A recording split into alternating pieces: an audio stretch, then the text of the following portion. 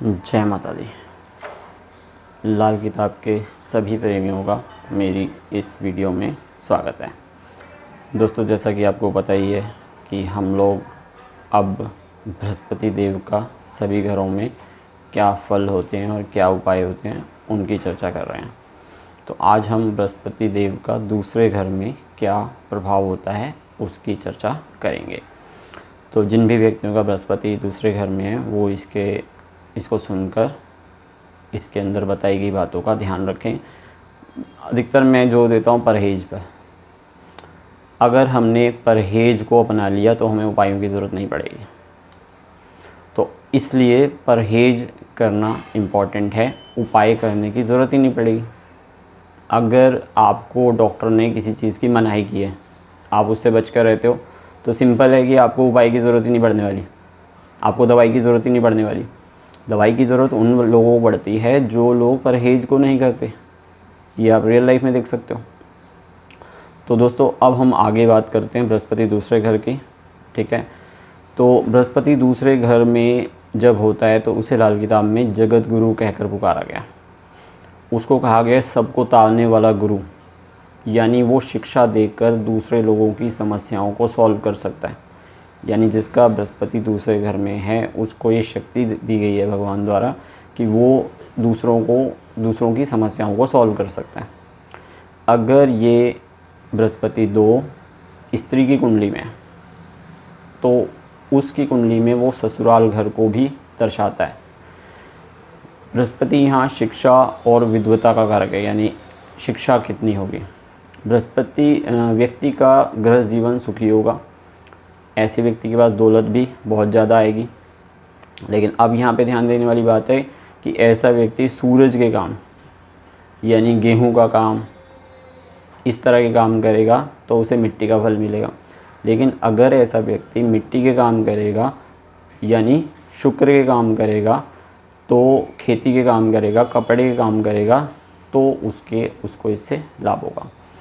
बृहस्पति दूसरे घर में होने के वक्त यदि वर्षफल में शनि दूसरे घर में आ जाता है तो ऐसा वर्ष व्यक्ति की सेहत के लिए अच्छा नहीं होता। तो इस वर्ष में व्यक्ति को बहुत सावधानी रखनी चाहिए। अपना जीवन, अपनी कार्यशैली को बड़ा ध्यान से चलाना चाहिए।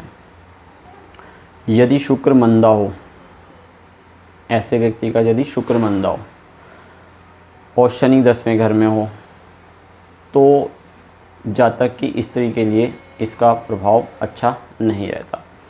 और यदि बुध 8वें घर में हो और शनि 10वें घर में हो तो भी इस केस में उसको धन की हानि हो सकती है।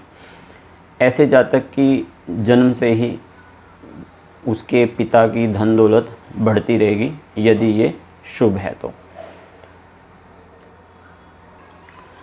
ऐसा व्यक्ति 27वें साल में उसको राज दरबार से तरक्की होती है, यानी अगर गवर्नमेंट जॉब की तैयारी कर रहा है तो 27वें साल में गवर्नमेंट जॉब लगने के उम्मीद ज़्यादा होती है। यदि दूसरे घर में बृहस्पति को कोई अशुभ असर ना पड़ रहा हो तो ऐसे व्यक्ति के पिता की जायदाद भी बढ़ती चली जाती है जन्म से ही। इस बारे में ये वाली बात भी कही गई है, बृहस्पति 2 के समय यदि केतु 6ठे भाव में हो तो ऐसे व्यक्ति को अपनी मृत्यु का पता भी पहले चल जाता है। ये कंडीशन है, दूसरे घर का बृहस्पति और 6ठे घर में केतु हो तो ऐसे व्यक्ति को अपनी मृत्यु का पता भी पहले ही चल जाता है। बृहस्पति 2 के समय अगर खाना नंबर 2, 6, 8 में अगर शुभ ग्रह हैं या फिर 8 और 10 में कोई मंदा ग्रह नहीं है, 12 में कोई मंदा ग्रह नहीं है, तो ऐसे व्यक्ति को लॉटरी वगैरह से भी फ़ायदा होता है। लॉटरी में या फिर कोई अचानक से कोई फ़ायदा मिलता है। बृहस्पति दूसरे घर में होने के साथ यदि शनि कोई दृष्टि संबंध बन रहा है शनि के साथ तो ऐसे व्यक्ति को विद्या से काफ़ी लाभ होता है। अब बात करते हैं बृहस्पति दूसरे घर के उपायों के बारे में। ये तो हमने डिस्कस किया कि फल क्या होते हैं, अब हैं उपाय। बृहस्पति 2 वाले को क्या क्या उपाय करने चाहिए। सबसे इम्पोर्टेंट और सबसे आसान उपाय यही है कि बृहस्पति 2 वाले के घर में जब भी कोई मेहमान आता है तो उनकी सेवा अच्छे से करें। ये एक सबसे इम्पॉर्टेंट उपाय है। और दूसरों के साथ भलाई करे, दान धर्म में यकीन करे, यानी ऐसे व्यक्ति को दान धर्म करते रहना चाहिए। और अगर शुक्र संबंधी कोई दिक्कत आ रही है तो ऐसे व्यक्ति को सांप को दूध पिलाना चाहिए। अब सांप को दूध पिलाने का मतलब ये नहीं है आपको ज़िंदा सांप को ही दूध पिलाना है। इसके लिए मंदिर में जो हमारे शिवलिंग के ऊपर सर्प होते हैं उनके ऊपर आप दूध डाल दीजिए, कच्चा दूध डालिए, तो ये भी एक उपाय होता है। ऐसे ही चने की दाल जो है 200 ग्राम चने की दाल पीले कपड़े में लपेट कर मंदिर में दे सकते हैं, तो ये भी। और ऐसे व्यक्ति को छठे और 8वें घर में जो ग्रह है उसका भी उपाय करना चाहिए, ये उसके लिए अच्छे फल का होगा।